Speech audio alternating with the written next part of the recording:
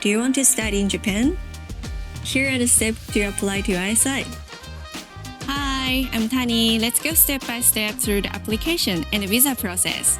If you have questions, our team will help you at every step. Short courses up to 3 months don't need a student visa. But if you want to study from 6 months to 2 years, you need a student visa. Here is what you will need to apply at ISI.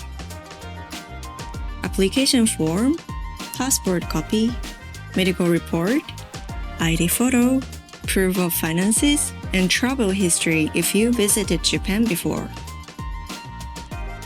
After you send your documents and pay the fee, we will send them to immigration.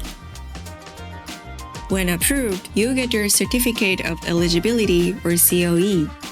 Take your COE to your local Japanese embassy to get your student visa. Courses start in April, July, October, and January.